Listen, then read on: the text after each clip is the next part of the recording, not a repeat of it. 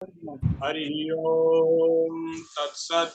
श्रीमते रामचंद्राय नमः। ओम नमः परमहंसा स्वादित चरण कमल चिन्मकरंदाय भक्त जनमानस निवासाय श्रीरामचंद्राय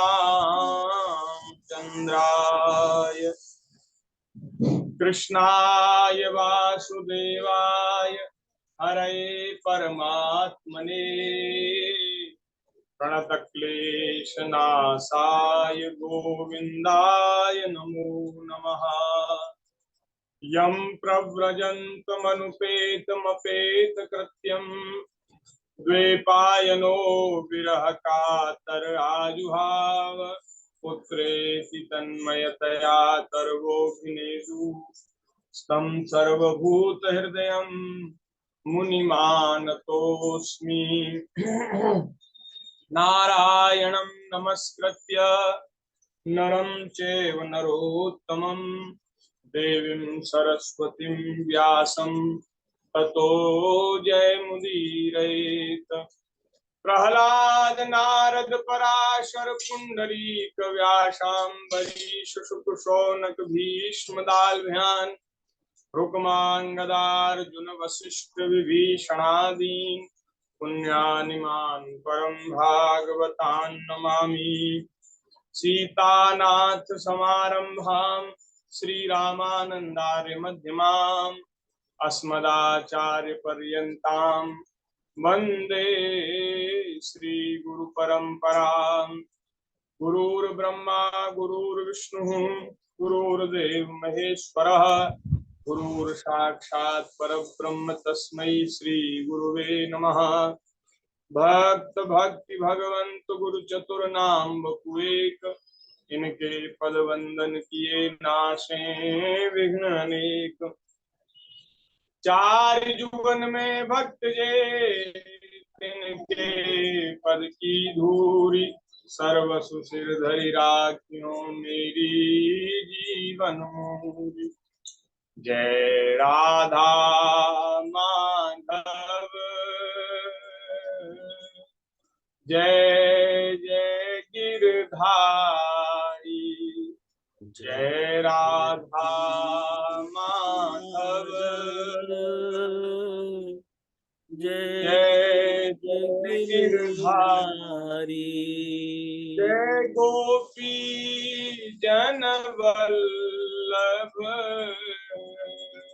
जय जय बनवारी जय गोपी जन वल्लभ जय जय बनवारी जय राधा माधव जय जय गिरधारी जय राधा माधव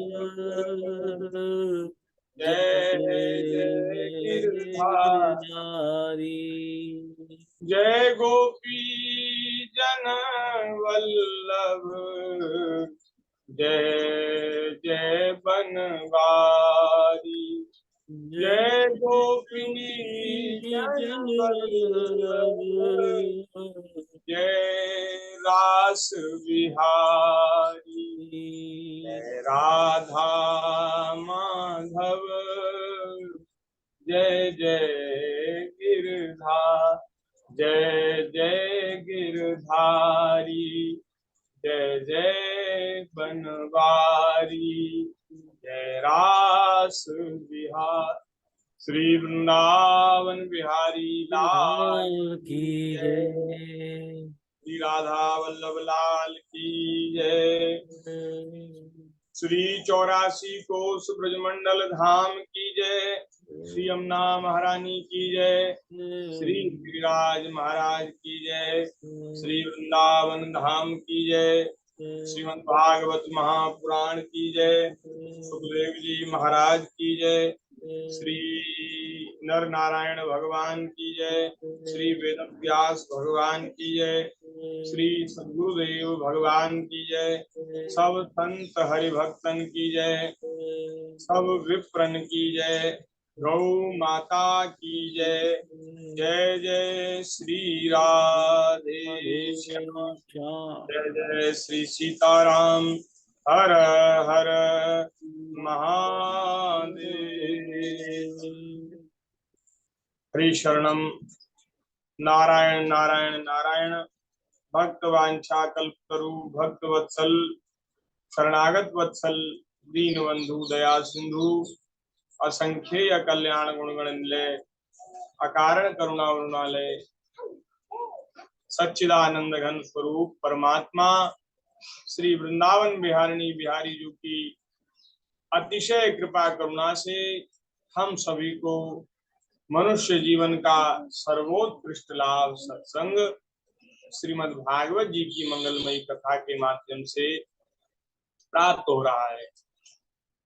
ब्रजमंडल की पवित्र रसमयी भूमि में बैठ करके भागवत जी का आश्रय करके हम यहाँ अपनी वाणी को पवित्र करते हुए कुछ निवेदन करने का प्रयास कर रहे हैं और आप सभी लोग अपने अपने घरों में बैठ करके इस भागवत की रसमयी विस्तृत व्याख्या का रसास्वादन अपने अपने घरों में बैठकर कर रहे। ठाकुर जी की बड़ी कृपा है।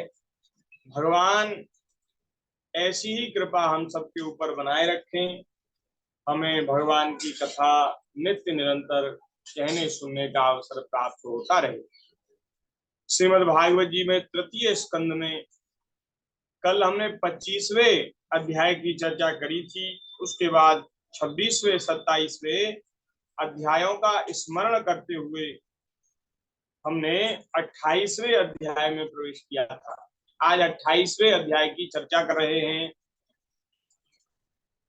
इसमें अष्टांग योग की विधि का वर्णन है और जब योग की बात आती है तो 8 प्रकार के जो योग होते हैं उसमें ध्यान धारणा समाधि के द्वारा भगवान का स्मरण करने का विधान है। तो भगवान के किस स्वरूप का ध्यान करें, कैसे ध्यान करें, ये सब भगवान कपिल देव माता देवहूति को बता रहे हैं। श्री कपिल भगवान कहते हैं, हे माता जी, अब मैं आपको योग का लक्षण बताता हूँ जिसके द्वारा चित्त शुद्ध एवं प्रसन्न होकर परमात्मा के मार्ग में प्रवृत्त हो जाता है। यथाशक्ति शास्त्र विहित स्वधर्म का पालन करना तथा शास्त्र विरुद्ध आचरण का परित्याग करना। 2 बातें हैं, विधि और निषेध का पालन करना। जो कर्म करने योग्य हैं और जो कर्म नहीं करने योग्य हैं उनका पालन करना। करने योग्य को किया जाए, न करने योग्य को न किया जाए। अब क्या विधि है, क्या निषेध है, इसमें प्रमाण क्या है, पता कैसे चलेगा कि ये काम करने योग्य है, ये काम नहीं करने योग्य है? हमारा मन किसी कार्य में ये प्रमाणित नहीं कर सकता। हमारा मन कुछ प्रमाण दे तो मन का प्रमाण जो है वो उचित नहीं है। जैसे मन तो कभी कभी अनुचित को भी उचित मान लेता है, पाप को भी पुण्य मान लेता है और मन उसमें प्रवृत्त हो जाता है। लेकिन मन का किया हुआ प्रमाण वो सैद्धांतिक नहीं है। तो प्रमाण कहाँ से प्राप्त होगा? तो गीता में भगवान कह रहे हैं, तस्मात् शास्त्रम प्रमाणन्ते कार्याकार्य व्यवस्थितो। बोले कार्य और अकार्य की व्यवस्था में शास्त्र ही प्रमाण है। हमारा जो मन है वो प्रमाण नहीं है, शास्त्र प्रमाण है। शास्त्र बताएंगे कि हमें क्या करना चाहिए और क्या नहीं करना चाहिए। इसलिए हम शास्त्रों का स्वाध्याय करें। और यदि शास्त्रों का स्वाध्याय करने का अवसर यदि हमें नहीं मिला है तो जो शास्त्र के जानकार हैं ऐसे विद्वानों से, संतों से, सत्पुरुषों से परामर्श करके और उनकी आज्ञा का पालन करते हुए हमें क्रिया में प्रवृत्त होना चाहिए, कार्य और अकार्य में हमारी प्रवृत्ति होनी चाहिए। तो जो शास्त्र कहते हैं उस धर्म का पालन करना, और जो शास्त्र के विरोध में है ऐसे आचरण का त्याग करना। प्रारब्ध के अनुसार जो कुछ मिल जाए उसी में संतुष्ट रहना। हमारे भाग्य से, प्रारब्ध से जो कुछ मिल जाए उसमें संतुष्ट रहना, ज्यादा इच्छा न करना, ज्यादा ना चाहना। देखो, ये जो परमार्थ का मार्ग है ना, ये संसार के मार्ग से सर्वथा भिन्न है। यहाँ जो संसार में जिस बात को ठीक माना जाता है, जिस बात को, जिस क्रिया को ठीक माना जाता है, कभी कभी परमार्थ के पथ में उसका विरोध होता है। अब जैसे यहाँ, और ये कई जगह ये बात आई है कि प्रारब्ध के अनुसार जो मिल जाए उसमें संतुष्ट हो जाना, ये एक साधक का बड़ा सुंदर लक्षण है, स्वभाव है। लेकिन संसार में तो महाराज, संसार में तो ये कहते हैं भाई संतुष्ट मत हो, यहाँ तो और अधिक अधिक की इच्छा करते रहो। जो मतलब लोगों को, विद्यार्थियों को उत्साहित करते हैं, ऐसे जो गुरु होते हैं, जो मोटिवेशनल स्पीकर होते हैं, जो बालक बालिकाओं में उत्साह वर्धन करते हैं, वे लोग तो ये कहते हैं भाई अपनी इच्छाओं को कभी शांत मत होने दो और संतुष्ट मत हो, आगे बढ़ो, आगे बढ़ो, और ज्यादा इच्छा करो, लक्ष्य की प्राप्ति करो, ये करो, वो करो। तो ये बात जिस दृष्टि से, जिस सोच से वे लोग कहते हैं, वो संसार के लिए तो ठीक है कि सही है कि गलत है, ये तो वे ही जाने। इस पर हम टिप्पणी नहीं कर रहे, टीका टिप्पणी नहीं कर रहे। हम तो कह रहे हैं परमार्थ के पद पर यदि कोई चलना चाहता है तो भैया हमारे प्रारब्ध में जो लिखा है और प्रारब्ध के अनुसार जो मिल जाए उसी में संतुष्ट होना चाहिए। अगर उसमें संतुष्ट नहीं होंगे और ज्यादा इच्छाएं मन में रखेंगे और तमाम तरह की कामनाएं, वासनाएं अंतःकरण में होंगी, तो व्यक्ति को शांति का अनुभव नहीं होगा, शांत नहीं होने देगी। तो ये पारमार्थिक बात है। तो जो भगवान के मार्ग में चलना चाहते हैं उनको बोले संतुष्ट रहना चाहिए। बहुत से लोग कहते हैं कि भाई भाग्य के भरोसे मत बैठो, भाग्य के भरोसे मत बैठो, परिश्रम करो, कर्म ही, परिश्रम ही सफलता की कुंजी है।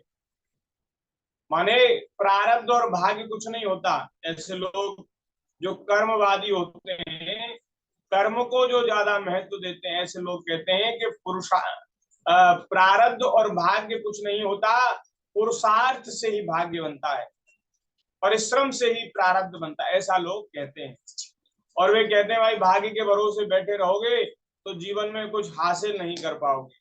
लेकिन हमारे परमार्थ के पथ में तो ये कहा गया है कि जैसे बिना प्रयास किए लोगों के जीवन में दुख आता है, बिना चाहे, जैसे बिना चाहे जीवन में दुख आता है, उसी प्रकार बिना चाहे, बिना प्रयत्न किए सुख भी आएगा। अगर भाग्य में लिखा होगा, प्रारब्ध में लिखा होगा तो सुख भी आएगा। इसलिए सुख और दुख में समान रहना चाहिए। और महाराज ज्यादा सुख प्राप्ति के लिए भी यत्न नहीं करना चाहिए, विषय भोगों को संग्रहित करने के लिए प्रयास नहीं करना चाहिए।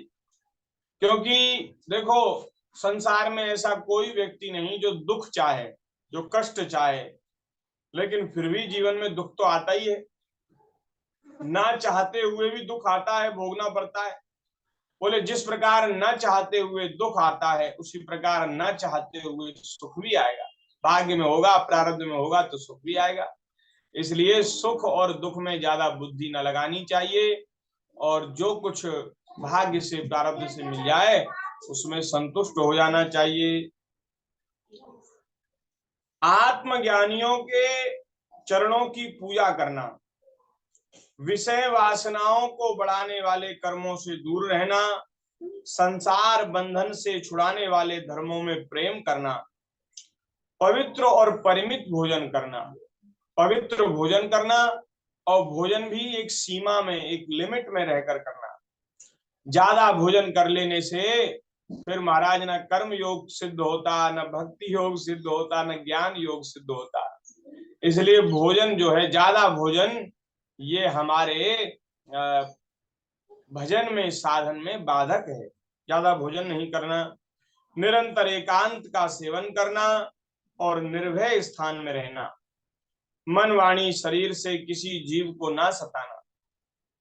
ये सब, ये योग के, अष्टांग योग की जो विधि है, उससे पहले, इससे पहले महाराज अपने मन को शुद्ध करने के लिए जो उपाय हैं उनका वर्णन किया जा रहा है। मन शुद्धि, आत्म शुद्धि के जो साधन हैं उनका यहाँ वर्णन किया जा रहा है। तो इसलिए भैया, यदि आप स्वयं सुखी होना चाहते हो, आनंद की उपलब्धि करना चाहते हो, तो स्वयं किसी दूसरे प्राणी को मत सताओ, मन वाणी क्रिया से किसी भी प्राणी को न सताना, सत्य बोलना, चोरी न करना, आवश्यकता से अधिक वस्तुओं का संग्रह न करना। जितने में काम चल जाए, जितने में गुजारा हो जाए, उतने ही विषय भोगों का संग्रह कर। चला है।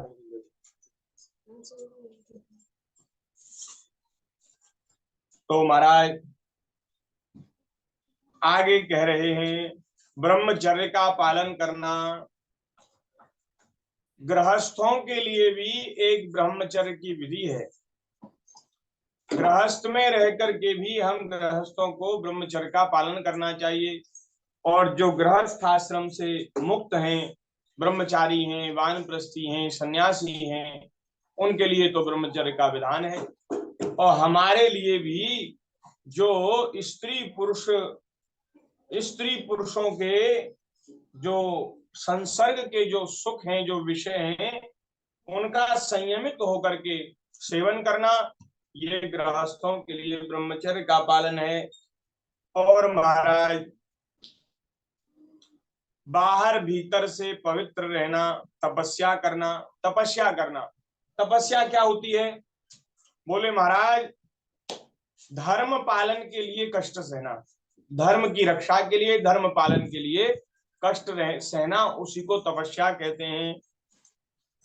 और महाराज भगवान की पूजा करना, शास्त्रों का अध्ययन करना, भगवान की पूजा करना, वाणी का संयम करना, वाणी को संयमित रखना। वाणी का संयम क्या है?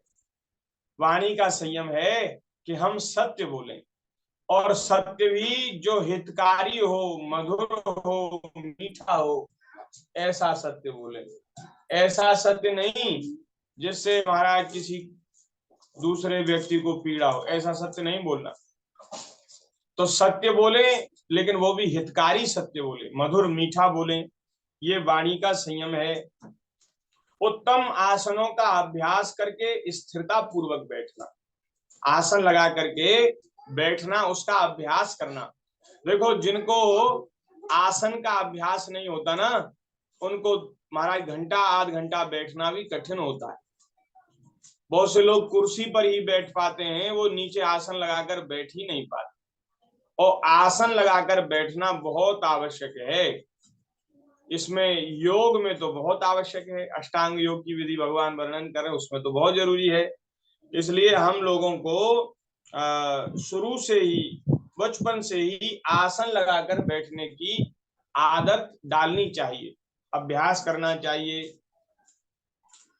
धीरे धीरे प्राणायाम के द्वारा श्वास को जीतना, इंद्रियों को मन के द्वारा विषयों से हटाकर अपने हृदय में ले जाना, और महाराज निरंतर भगवान की लीलाओं का चिंतन करना, और अपने चित्त को समाहित करना, संयमित करना।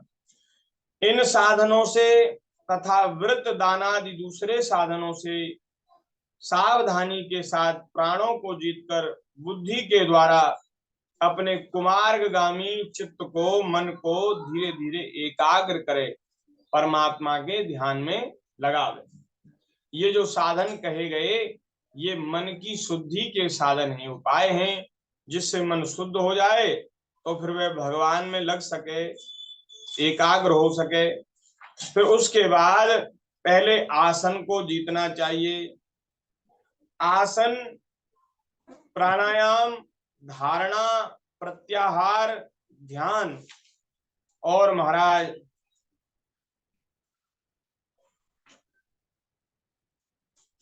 इस प्रकार से अष्टांग योग का अभ्यास करना चाहिए।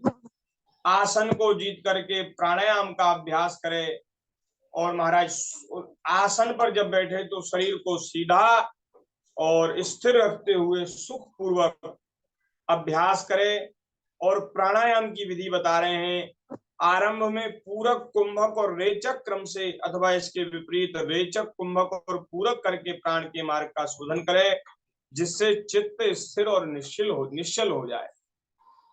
चित्त की शुद्धि के लिए, आत्मा प्राण वायु की शुद्धि के लिए और चित्त को एकाग्र करने के लिए प्राणायाम बड़ा जरूरी बताया गया।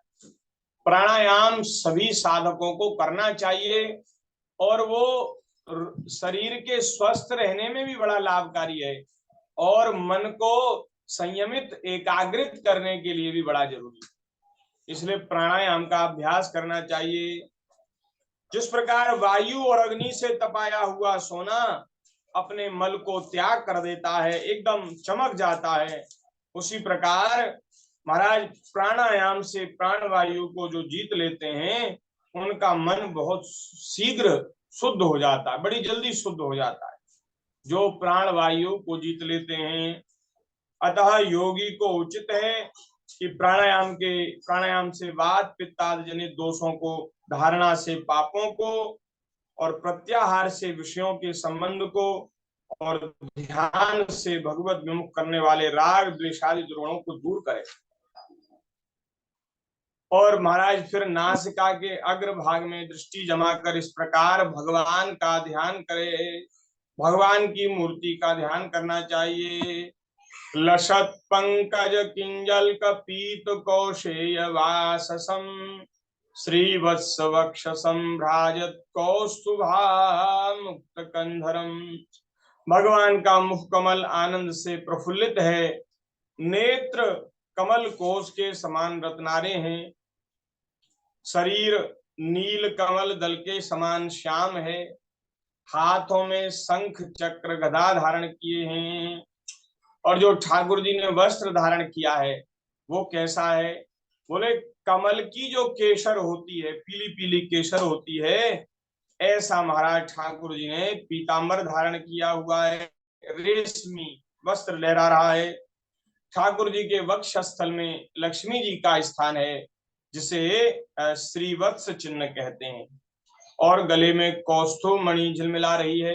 ये जो कौस्तुभ मणि है ना, ये समुद्र मंथन से प्रकट हुई थी और इसको भगवान ने स्वीकार किया। कौस्तुभ मणि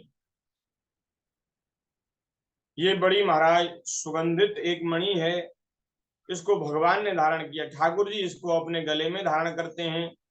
भगवान वनमाला, 5 तरह के फूलों से गूंथ करके एक माला बनाई जाती है, उसको वनमाला कहते हैं।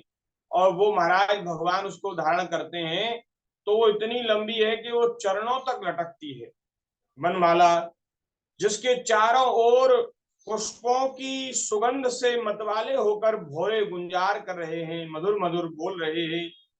अंग प्रत्यंग में महामूल्य हार, कंकड़, किरीट, भुजबंद और नूपुर आदि आभूषण विराजमान हैं। चरणों में नूपुर है, वक्ष स्थल पर हार की शोभा हो रही है, हाथों में कंकड़ हैं, भुजाओं में भुजबंद हैं, माथे पर सुंदर किरीट मुकुट है, कमर में करधनी की लड़ियां शोभा बढ़ा रही हैं। भक्तों के हृदय कमल ही भगवान के आसन हैं।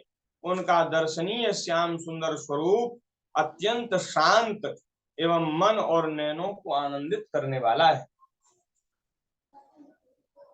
उनकी अति सुंदर किशोर अवस्था है। भक्तों पर कृपा करने के हैं, बड़ी मनोहर झांकी है। भगवान सदा संपूर्ण लोकों से वंदित हैं। उनका पवित्र यश परम कीर्तनीय है और वे राजा बलि आदि परम यशस्वियों के भी यश को बढ़ाने वाले हैं। इस प्रकार श्री नारायण देव का संपूर्ण अंगों के सहित तब तक ध्यान करे जब तक चित्त भगवान में लग न जाए। और महाराज बार बार भगवान का ध्यान करना चाहिए। हमारा जो मन है ना, उसको ठाकुर जी के ध्यान में लगाते समय महाराज बड़ा मन को बड़ा एकाग्रित करना पड़ता है। जो चंचल मन है, जो विषयी भोगी मन है, मलिन मन है, मलिन अंतःकरण है, वो भगवान के इस ध्यान में नहीं लग सकता। इसलिए जो पहले हमने साधन बताए, जो भगवान कपिल माता देवहूति को बता रहे हैं, इन साधनों को करने की बहुत आवश्यकता है। देखो, जब तक ये जीवन में ये जो साधन कहे गए ये नहीं होंगे, जब तक जीवन अत्यंत पवित्र नहीं होगा, तब तक मन भी पवित्र होने वाला नहीं है। पहले हम शौच, सत्य, सदाचार का जीवन में पालन करें, झूठ, कपट, बेईमानी का त्याग करें, असत्य न बोलें, किसी का बुरा न करें, सभी प्राणियों पर दया करें और पवित्र भोजन करें। खान पान एकदम सादा सात्विक होना चाहिए, बहुत आवश्यक है। खान पान की शुद्धि, चरित्र की शुद्धि, जीवन की शुद्धि बहुत आवश्यक है। नहीं तो माताजी कथा सुनते सुनते जीवन बीत जाएगा, सत्संग करते करते जीवन बीत जाएगा, लेकिन फिर भी कोई लाभ नहीं होगा। देखो, जब तक हमारी नींव मजबूत नहीं होती, तो नींव अगर कमजोर है, उसके ऊपर अगर हमने मंजिल 2 मंजिल घर खड़ा कर दिया, मकान बना दिया, तो उसके गिरने का भय है, कब वो ढह जाए उसका कोई ठिकाना नहीं।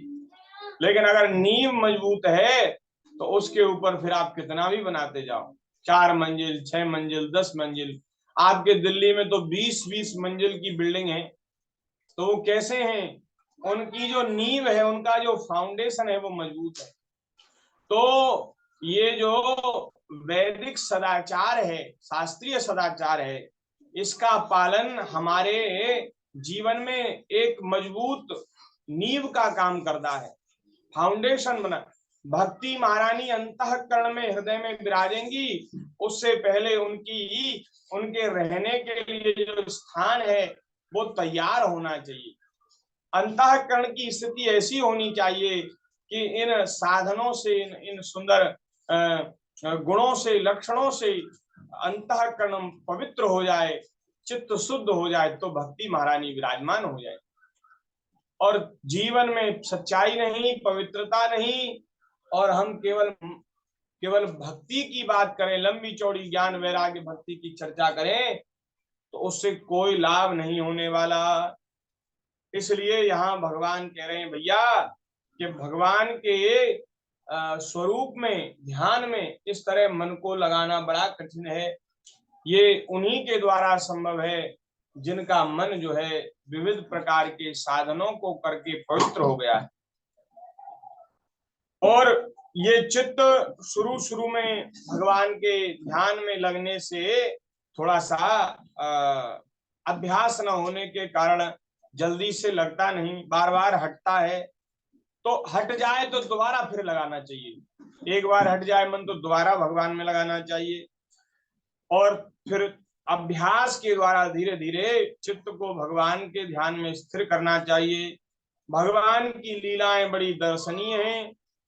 अपनी रुचि के अनुसार जो आपको स्वरूप भगवान का अच्छा लगे, चाहे ठाकुर जी खड़े भये हों, चाहे बैठे भये हों, चाहे चलते हुए, चाहे लेटे हुए, अथवा अंतर्यामी रूप में स्थित हुए, उनके स्वरूप का विशुद्ध भावयुक्त चित्त से चिंतन करें।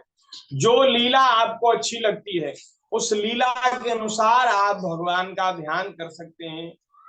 जैसे किसी का वात्सल्य भाव होता है, तो बाल गोपाल यशोदा मैया की अंक में श्री ठाकुर जी विराजमान हैं, उनका ध्यान करना चाहिए। बछड़ों को चराने के लिए अपने सखाओं के साथ, गोप बालकों के साथ भगवान वन विहार कर रहे हैं, वन में विचरण कर रहे हैं, उनके साथ बैठ करके रसमयी वार्ता कर रहे हैं, उनके साथ भोजन कर रहे हैं। इस प्रकार का ध्यान करना चाहिए। कोई अगर श्रृंगार भाव का उपासक है तो महाराज वो भगवान के युवावस्था के स्वरूप का ध्यान कर सकता है। गोपियों के मध्य में अनंत कोटि गोपियां हैं, उनके मध्य में हमारे वृंदावन बिहारी अत्यंत सुकुमार युवावस्था को प्राप्त हुए, 15-16 साल की अवस्था को प्राप्त हुए हमारे श्री मदन मोहन प्रभु, श्री रास बिहारी प्रभु, वे गोपियों के मध्य में विराजमान होकर के रास लीला कर रहे हैं, नृत्य कर रहे हैं। तो जो स्वरूप आपको भगवान का अच्छा लगे उसका ध्यान करना चाहिए। इस प्रकार योगी जब अच्छी तरह देख ले कि भगवत विग्रह में उनके चित्त की स्थिति हो गई, तब वह उनके समस्त अंगों में लगे हुए चित्त को विशेष रूप से एक एक अंग में लगावे। फिर भगवान के एक एक अंग का ध्यान करना चाहिए, भगवान के चरण कमलों का ध्यान करना चाहिए। वे वज्र अंकुश ध्वजा कमल के मंगल में चिन्हों से युक्त हैं तथा अपने उभरे हुए लाल लाल शोभा में नक्षत्र मंडल की चंद्रिका से ध्यान करने वालों के हृदय के अज्ञान रूप घोर अंधकार को दूर कर देते हैं। ऐसे ठाकुर जी इन्हीं की धोवन से, भगवान के इन्हीं चरणों की धोवन से नदियों में श्रेष्ठ गंगारी प्रकट हुई थी, जिनके पवित्र जल को मस्तक पर धारण करने के कारण स्वयं मंगल रूप श्री महादेव जी और भी अधिक मंगलमय हो गए। भोले बाबा ने जिन चरणों के जल को मस्तक पर धारण किया, और वे शंकर जी जो समस्त जीव जगत का कल्याण करने वाले, मंगल करने वाले, वे और भी महाराज मंगल स्वरूप हो गए। ये अपना ध्यान करने वालों के पाप रूप पर्वतों पर छोड़े हुए इंद्र के वज्र के समान हैं। भगवान के इन चरण कमलों का दीर्घ काल तक चिंतन करना चाहिए। बोलिए भक्त वत्सल भगवान की जय। जय जय श्री राधे। इस प्रकार भगवान के एक एक अंग का ध्यान करना चाहिए। तस्यावलोकमधिकं कृपयाति घोर तापत्रयोपशमनाय निसृष्टमक्ष्णो स्निग्धस्मितानुगुणितं विपुल प्रसादम ध्याये चिरं वितत भावनया गुहायाम। और चरणों से ध्यान प्रारंभ करते हुए भगवान के कंठ तक ध्यान करना चाहिए। चरणों का ध्यान करे, पिंडलियों का ध्यान करे, फिर भगवान के कमर का ध्यान करे, उदर में जो नाभि है, नाभि का ध्यान करे, महाराज वक्ष स्थल का, हृदय का ध्यान करे, कंठ का ध्यान करे। है भगवान का जो कंठ है महाराज, क्या कहना, शंख के सदृश भगवान के कंठ में महाराज लहरे हैं। और ऐसी सुंदर महाराज नील वर्ण की, जैसे मोर की गले में जो रंग होता है, ऐसे ही भगवान की गर्दन है। ऐसी महाराज सुंदर सुघड़ ठाकुर जी के कंठ है, और उस कंठ में भगवान ने सुंदर दिव्य आभूषण धारण किए, कंठहार आदि। तो इस प्रकार भगवान के कंठ तक का ध्यान करना चाहिए। भगवान के जो महाराज सुंदर मुखमंडल है, मुखमंडल पर जो सुंदर काली घुंघराली अलकावली है, उस पर महाराज वो भ्रमर मंडरा रहे हैं। नेत्र ऐसे लगते हैं जैसे कमल के जैसे, कमल कोश को भी तिरस्कार कर रहे हैं। ऐसी सुंदर छवि भगवान के मुख कमल की है। और भगवान की जो भ्रू है, भौं है, वो तो महाराज क्या कहना, धनुष की ये बिना रस्सी के धनुष है। धनुष में अगर रस्सी न हो तो महाराज धनुष किसी काम का नहीं। लेकिन हमारे ठाकुर जी के जो भौं है ना, ये बिना रस्सी के ही महाराज किसी के अंतःकरण में, चित्त में ऐसा बाण महाराज, नजरों का बाण मारते हैं ठाकुर जी नेत्रों के द्वारा कि वो महाराज उसका चित्त घायल हो जाता है, अंतःकरण घायल हो जाता है। ऐसे ठाकुर जी के भौहें हैं, नेत्र हैं। और हृदय गुहा में चिरकाल तक अपने हृदय में भगवान के नेत्रों की चितवन का ध्यान करना चाहिए। जिस प्रकार भगवान दया दृष्टि से कृपा पूर्वक अपने भक्तों की ओर देख रहे हैं, उस चितवन का ध्यान करना चाहिए। और चितवन महाराज देखते देखते जो कृपा से, प्रेम भरी मुस्कान से क्षण क्षण अधिकाधिक बढ़ती रहती है, विपुल प्रसाद की वर्षा करती रहती है और भक्त जनों के अत्यंत घोर तीनों तापों को शांत करने के लिए ही प्रकट हुई है। ऐसी भगवान की सुंदर चितवन, श्री हरि का हास्य, भगवान की हंसी प्रणत जनों के तीव्र से तीव्र शोक के सागर को सुखा देता है और अत्यंत उदार है। मुनियों के हित के लिए, कामदेव को मोहित करने के लिए ही अपनी माया से श्री हरि ने अपने भूमंडल को बनाया है, उनका ध्यान करना चाहिए। हासं हरे रवनताखिल लोक तीव्रम शोकाश्रु सागर विशोषण मत्युदारम सम्मोहनाय रचितं निज माययास्य भ्रूमण्डलं मुनिकृते मकरध्वजस्य ध्यानायनं प्रहसितं बहुलाधरोष्ठ भासारुणायत तनु द्विज कुंद पंक्ति। अत्यंत प्रेमाद्र भाव से अपने हृदय में विराजमान श्री हरि के महाराज खिल खिलाकर हंसने का ध्यान करना चाहिए। ठाकुर जी खिल खिलाकर हंस रहे हैं, उस समय महाराज आहा, उस समय भगवान के जो दंत पंक्तियां हैं, जो दांत होठों को होठ जब खुले तो दांत जो महाराज दिखने लगे हैं, ऐसा लगता है कि महाराज कुंदकली के बीच में, लाल लाल कुंदकली के बीच में छोटे छोटे महाराज जो दांत हैं, वो महाराज ऐसे लगते हैं, बड़ी सुंदर उनकी शोभा होती है। उन दांतों पर लालिमा सा प्रतीत होती है, क्योंकि होठों की जो लाली है वो दांतों पर भी दिखाई दे रही है। इस प्रकार ध्यान में तन्मय होकर उनके सिवा किसी अन्य पदार्थ को देखने की इच्छा नहीं करनी चाहिए। भगवान के सुंदर अधर और सुंदर दंत पंक्ति, आहा महाराज, दूध के जैसे सफेद ठाकुर जी के दांत हैं और कुंद कली की जो लालिमा होती है, ऐसे ठाकुर जी के अत्यंत सुकोमल अधर हैं, उनका ध्यान करना चाहिए। ध्यानायनम प्रहसितम बहुलाधरोष्ठ भासारुणायत तनुद्विज कुंद पंक्तिम ध्यायेत् स्वदेह कुहरे वसितस्य विष्णो भक्त्याद्रियार्पित मना न पृथक् विद्रक्षेत। इस प्रकार ध्यान के अभ्यास से साधक का श्री हरि में प्रेम हो जाता है, उसका हृदय भक्ति से द्रवित हो जाता है।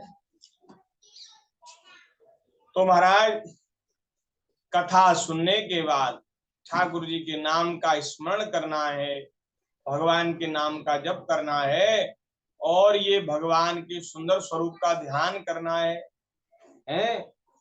जो हमने भगवान की लीला सुनी, जो भगवान का स्वरूप हमने सुना, उस स्वरूप का अपने मन में, अंतःकरण में ध्यान करना है।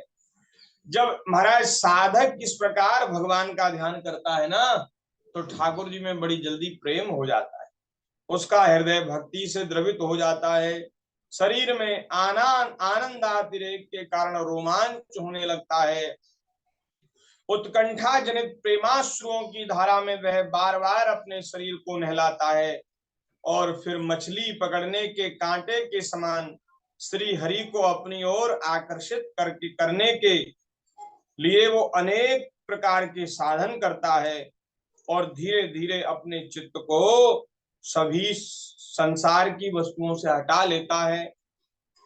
जैसे तेल आदि बीत जाए तो दीपक जो है बुझ जाता है, उसकी जो ज्योति है वो अपने तेजस तत्व में लीन हो जाती है। वैसे ही आश्रय विषय और राग से रहित होकर मन शांत ब्रह्माकार हो जाता है। राग से, विषयों से, आश्रय से जब रहित हो जाता है तो मन शांत हो जाता है, ब्रह्म में लीन हो जाता है। मन का शांत होना माने भगवान में लग जाना। भगवान में मन लगेगा तभी शांत होगा, शांति का अनुभव करेगा। प्रभु जी, जी यहाँ पर एक भजन तो बनता है। अच्छा लॉलीपॉप दिखा रहे हो और कह रहे हो कि दूर ही रहो। श्री वृंदावन बिहारी लाल की जय। कन्हैया की कैसी अनोखी छटा है, कन्हैया की कैसी अनोखी छटा है, जो नैनों में आकर के मेरे बसा है, जो नैनों में आकर के मेरे बसा है। कन्हैया की कैसी अनोखी छटा है, जो नैनों में आकर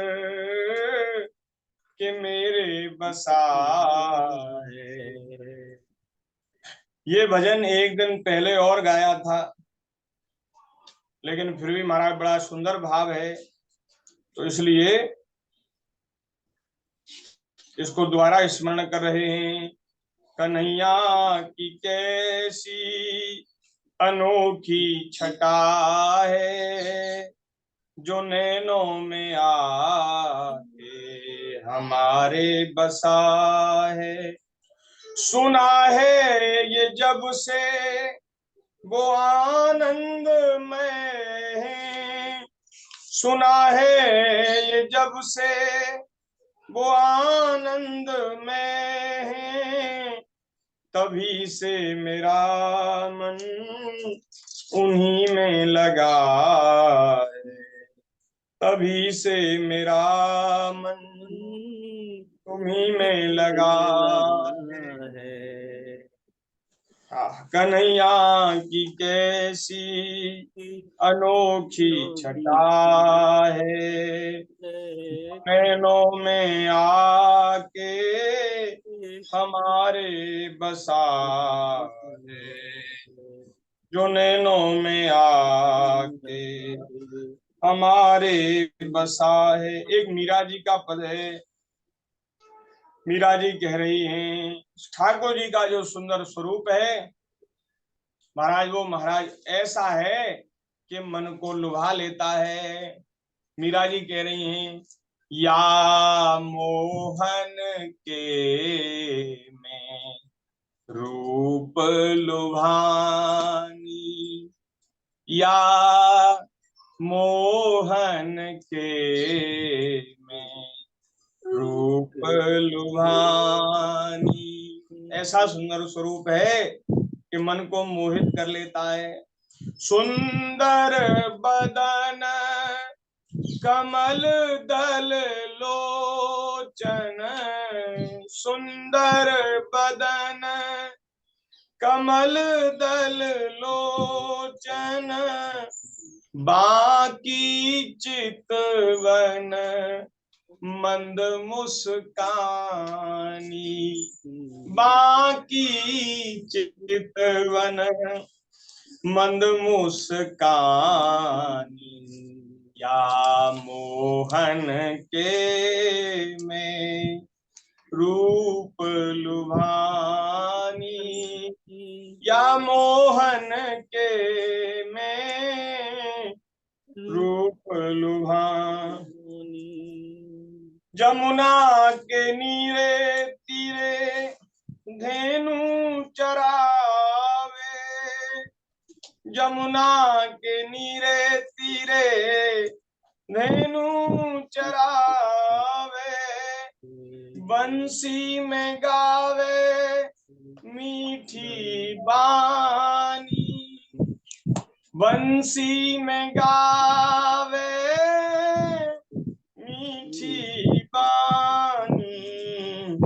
मोहन के में रूप लुभानी, या सावरिया के में रूप लुभानी।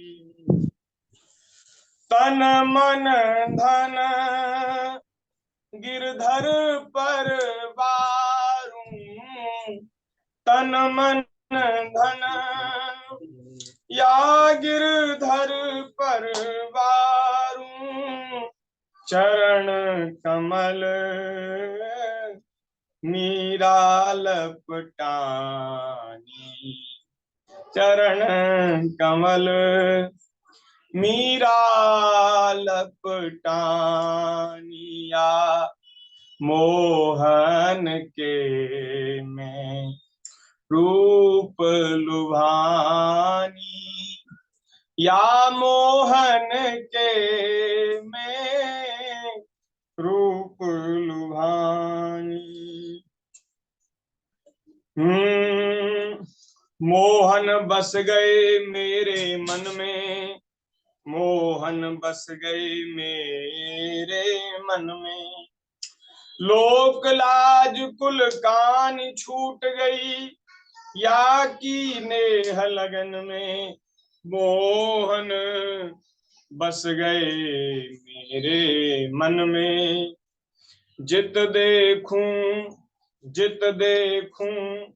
तितही ये दिखें, जित देखूं तितही ये दिखें। घर बाहर आंगन में, अंग अंग प्रति रोम रोम में, छाए रहे सब तन में। मोहन बस गए मेरे मन में। कुंडल झलक कपोलन सोहे, बाजू बंद भुजन में।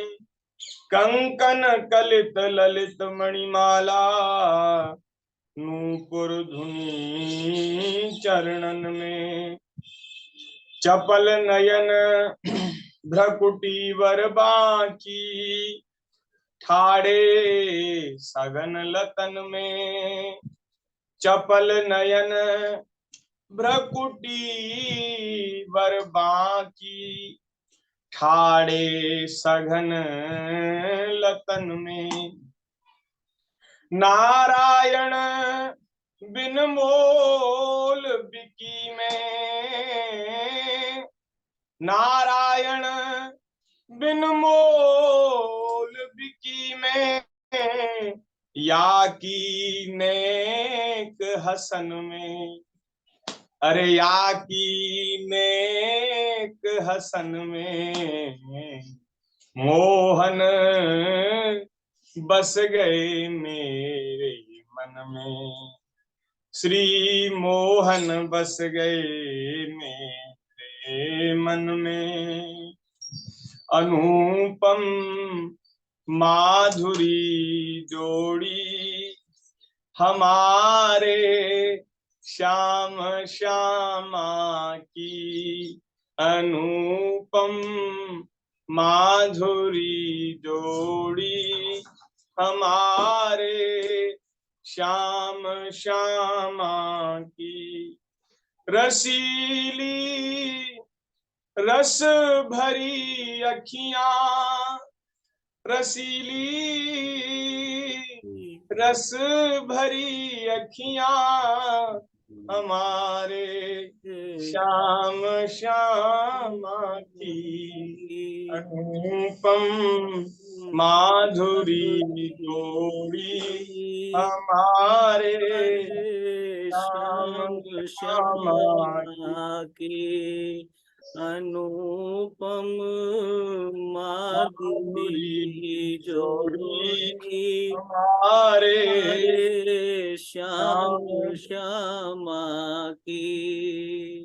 कटीली भौं अदा बाकी सुघड़ सूरत मधुर बतियां कटीली भौं अदा बाकी सुघड़ सूरत मधुर बतियां लटक गर्दन की मन बसिया लटक गर्दन की मन बसिया हमारे श्याम श्यामा की अनुपम माधुरी जोड़ी हमारे हमारे श्याम श्यामा की अनुपम। मुकुट और चंद्रिका माथे अधर पर पान की लाली मुकुट और चंद्रिका माथे अधर पर पान की लाली अहो कैसी भली छवि है अहो कैसी भली छवि है हमारे श्याम श्यामा की अनुपम माधुरी जोड़ी हमारे श्याम श्यामा की। परस्पर मिलके जब बिहरे वो वृंदावन की कुंजन में परस्पर मिलके जब बिहरे वो वृंदावन की कुंजन में नहीं बर नत बने शोभा नहीं बर नत बने शोभा हमारे श्याम श्यामा के अनुपम माधुरी जोड़ी हमारे श्याम श्यामा की। नहीं कछु लाल साधन की नहीं निर्वाण की इच्छा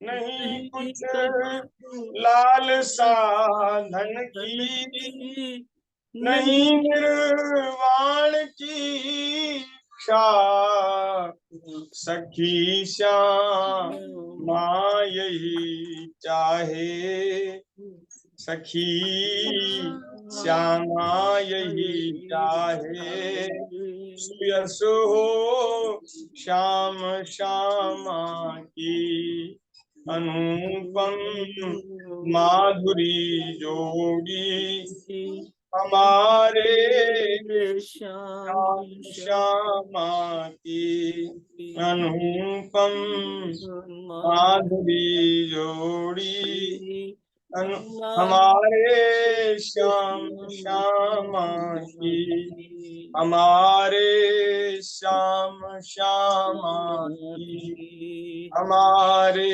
श्याम श्यामा की। श्री वृंदावन बिहारी महाराज जी बहुत सुंदर लगा जी भजन, ये बहुत सुंदर लगा। और भी महाराज अनेकों सुंदर सुंदर भाव हैं, क्या कहने। इसके भाव बहुत अच्छे लगे। ठाकुर जी के सुंदर स्वरूप के जो पद हैं, जो भाव हैं, वो अनेकों भाव हैं। संतों ने खूब महाराज उदारता पूर्वक उनका गान किया है। एक यहाँ बड़ा सुंदर पद है, ग्वालिनी कृष्ण दर्शन सो अटकी ग्वालिनी कृष्ण दर्शन सो अटकी। ग्वालिनी गई तो थी अपने किसी कार्य के लिए, लेकिन मार्ग में कन्हैया मिल गई और श्री कृष्ण को देखकर तो महाराज वो सारे अपने काम भूल गई, अटक गई। अब वो न आगे बढ़े न पीछे लौटे, बीच मार्ग में ही खड़ी हो गई, रुक गई। बार बार पनघट पर आवत सिर जमुना जल मटकी। ग्वालिनी कृष्ण दरस सो अटकी।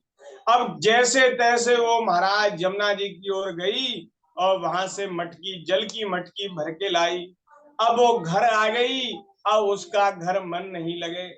अब तो महाराज जब देखो तब वो मटकी को लेकर जमुना जी की ओर भागे उससे कहते पूछते, अरे तू कहाँ जा रही है? बोले जल भरवे जा रही हूँ सखी, जल भरवे जा रही हूँ।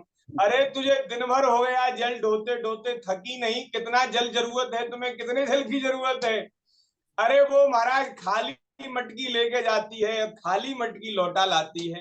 लेकिन तो श्री कृष्ण दर्शन को इतनी महाराज व्याकुल है कि बार बार यमुना जी की ओर आती है, क्योंकि वहीं कन्हैया है, मार्ग में वहीं रास्ते में मिले हैं, वहीं हैं। बार बार पनघट पर आवत सिर जमुना जल मटकी। ग्वालिनी कृष्ण दरस सो अटकी।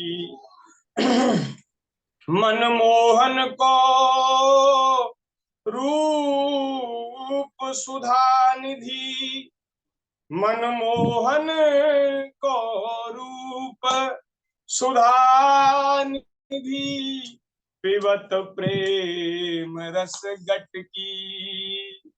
पिबत प्रेम रस गटकी।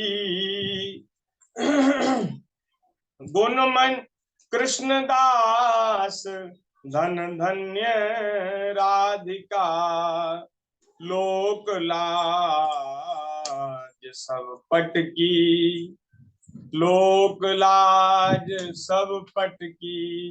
ग्वालिनी कृष्ण दरस सो अटकी। और एक सखी कह रही है, मोमन गिरिधर छवि पे अटक्यो, मेरो मन गिरिधर छवि पे अटक्यो।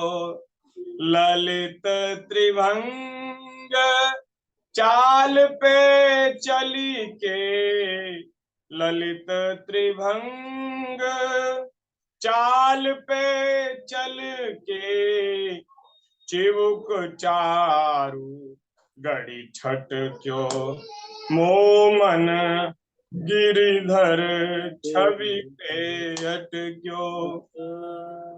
तजल श्याम घन बरन लीन है, सजल श्याम घन बरन लीन है। फिर चित अनत न भटक्यो, फिर चित अनत न भटक्यो। कृष्ण दास किए प्राण निछावर, कृष्ण दास किए प्राण निछावर। यह तन जग सर पटक्यो, यह तन जग सर पटक्यो। मोमन गिरिधर छवि पे अटक्यो, मेरो मन गिरिधर छवि पे अटक्यो। सोहत हैं चंदवा सिर मोर के, तैसी सुंदर पाग कसी है। तैसी गोरज भाल विराजत, जैसी ही बनमाल लसी है। रस खान बिलोकत बोरी भई,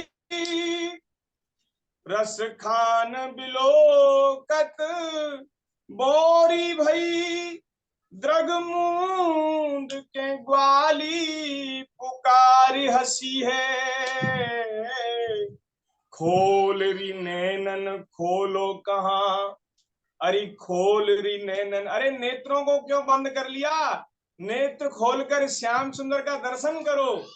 खोल री नैनन खोलो कहा, वह मूर्ति नैनन मांझ बसी है, वह मूर्ति नैनन मांझ बसी है। बोले अब बाहर नहीं, अब तो हम नेत्र बंद करते हैं, तो नेत्र बंद करके भी उन्हीं का दर्शन होता है, क्योंकि नेत्रों ने उनको आंखों में बसा लिया है।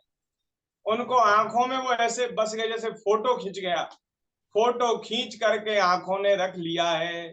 अब तो नेत्र बंद करने के बाद भी वही दिखते हैं। आहा, मेरी अखियन के भूषण गिरधारी, मेरी अखियन के भूषण गिरधारी, बलि बलि जाऊं छबीली छवि पर, अति आनंद सुखकारी। मेरी अखियन के भूषण गिरधारी, बसो मेरे नैनन में नंदलाल, बसो मेरे नैनन में नंदलाल। मोहनी मूरति सांवरी सूरती, नैना बने विशाल, नैना बने विशाल, बसो मेरे नैनन में नंदलाल। अधर सुधारस मुरली राजत, उर्बे जंती माल। अधर सुधारस मुरली राजत, उर्बे जंती माल, बसो मेरे नैनन में नंदलाल। क्षुद्र घंटिका कटितट शोभित, नूपुर शबद रसाल, मीरा प्रभु संतन सुखदाई, भगत वत्सल गोपाल, बसो मेरे नैनन में नंदलाल। इस प्रकार से बोलिए भक्त वत्सल भगवान की जय। भगवान कह रहे हैं कि भैया, जब कोई भाग्यशाली भक्त साधक ध्यान के अभ्यास से इस प्रकार से भगवान की सुंदर मूर्ति को अपने हृदय में बसाता है, उसके अंतःकरण में हरि के प्रति प्रेम उत्पन्न हो जाता है, भक्ति से उसका हृदय द्रवित हो जाता है और शरीर में रोमांच होने लगता है आनंद के कारण। ठाकुर जी का ध्यान करते करते ही आनंद में विभोर हो जाता है और महाराज शरीर रोमांचित हो जाता है, नेत्रों में जल भर आता है, प्रेमाश्रुओं की धारा बहती है और महाराज वो चित्त को सब ओर से हटाकर भगवान में लगा देता है। एवं हरो भगवती प्रतिलब्ध भावो, भक्त्या द्रिवद्हृदय उत्पुलकः प्रमोदा, औत्कंठ्य बाष्प कलया मुहुरर्ध्यमान, सच्चापि चित्त बड़िशम सनकेर्युक्ते। इस प्रकार से महाराज 28वें अध्याय में भगवान ने इस प्रकार ये जो अष्टांग योग की विधि, ध्यान धारणा समाधि की जो विधि है उसका वर्णन किया। अब आगे भक्ति का मर्म और काल की महिमा, उसकी चर्चा 29वें अध्याय में भगवान करेंगे। तो इस विषय को हम कल इसका स्मरण करेंगे और आज के सत्संग को आज हम यहीं विराम कर रहे हैं। आप सभी हरि भक्तों को सादर प्रणाम। जय श्री राधे श्याम, जय श्री सीताराम। थोड़ी देर